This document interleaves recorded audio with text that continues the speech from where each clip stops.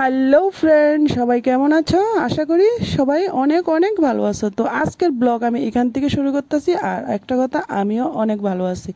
তো আমরা এদিকে পূজা দেওয়া হয়েছে, তো প্রচণ্ড বৃষ্টি কালকে রাতের দিকে। তো আজকে সকালবেলা আমি আজকে রান্না করুম কিতা জানো নি, আলু। তো তোমরা তো দেখতে পাইতেছো আমি আলু লইছি। তো একটা আলু আছে তোমার অর্ধেক, তো ওই আলুটা আমি কালকে সবজি রান্না করছিলাম, তো অর্ধেকটা রয়েছে দিয়ে, তো এইটাও লইয়া লইছি। তো আমি আজকে আলু ভাজি করুম, তো তোমরা দেখামো আমি কি মানে আলু ভাজি করি বা কীভাবে আলু ভাজি করি। তো তোমরা লোক আজকে শেয়ার করুম জিনিসটা। তো দেখো আমি আলুটি লয়ে এলাইছি, আর আলুটি কাটুম আমি এটা দিয়ে শিরা।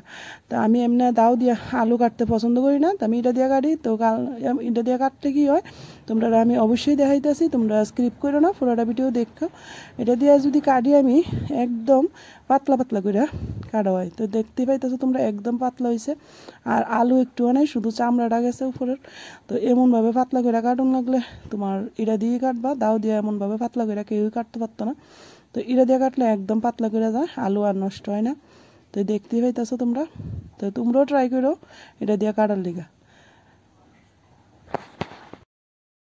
আর অনেকে হয়তো বা কইতেও পারে যে না আমরা দাও দিয়া কাটতে পারি পাতলা করে, কিন্তু ভাই আমি পারি না পাতলা করে কাটতাম দাও দিয়া। তো তার লেগে আমি এটা দিয়েই সবসময় কাটি। আমি এটা দিয়ে আলু কাটি, তারপরে তোমার মাছ কাটি, তারপরে ঝিঙ্গা কাটি। ঝিঙ্গো এটা দিয়ে আরামসে চুলে লাগানো যায়, খুব সুন্দরভাবে পরিষ্কার হয় ঝিঙ্গো।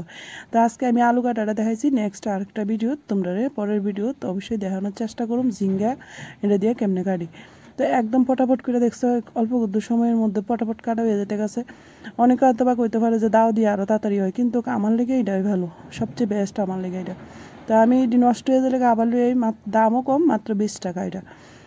তোমার বাইরে ফুটপাতের দোকানটিতে পাওয়া যায়, আবার তোমার এমনি দোকানেও পাওয়া যায়।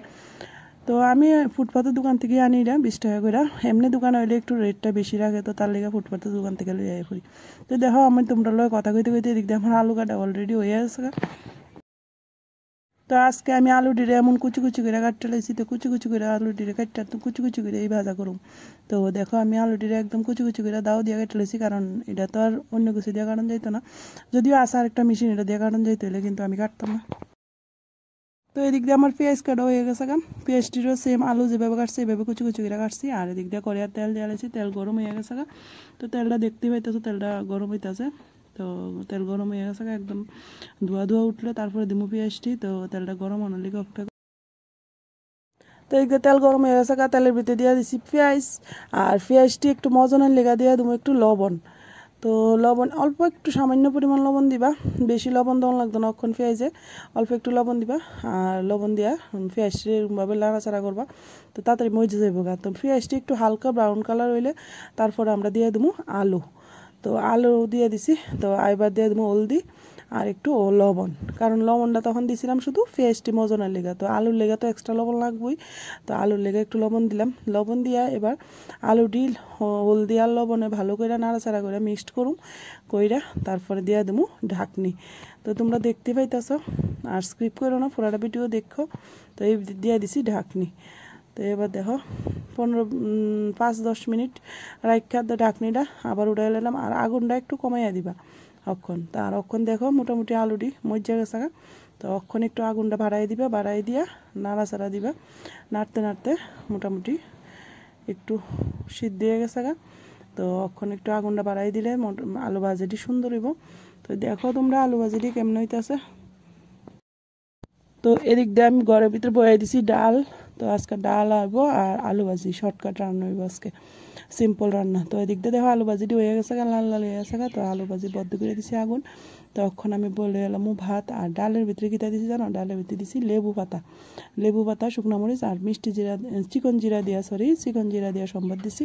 তো এভাবে ডাল রান্না করলে কিন্তু খুবই ভালো লাগে। আর এদিক দিয়ে দেখো আমার ঘরে সেন্টারিংয়ের কাঠ খোলা হয়ে গেছে। আর এই যে দেখো এটা হচ্ছে ফাঁকার লাইন। তো এটা মিডলে না, যদিও একটা সাইডে। তো এদিক দিয়ে আমার ঘরের ছাদের লাইন সেন্টারিংয়ের কাঠ সব খোলা হয়ে গেছে এক সাইডে, মানে 2টা রুমে খোলা হয়েছে। আর বাকি ওই দিকটা রয়েছে, ওই দিকটা সিঁড়ির রুমটি প্লাস ওইদিকে 2টা রুম আছে, এই 2টা রুমও আর সিঁড়ির রুমও এই জায়গাটি খোলা হয়েছে না এখনো। তো আজকে বোধহয় আইতে পারে তারা। আর বৃষ্টি তো কালকার থেকে শুরু হয়েছে। আমরা এদিকে কালকা মার মন্দিরে তোমার জল ঢালা হয়েছিল। তো কালকে রাত্রে প্রচণ্ড বৃষ্টি হয়েছে। আজকেও একটা বৃষ্টি বৃষ্টি ভাব ধরে রয়েছে, বোধহয় আইতে পারে। আর যদি বৃষ্টি আইয়ে তাহলে তারা আইতো না আজকে। তো আজকের ব্লগ আমি এখানেই শেষ করতেছি। সবাই ভালো থেকো, সুস্থ থেকো, আর আমার ঘরটা যাতে সুন্দর করে হয় সবাই একটু আশীর্বাদ করো। আর এখানে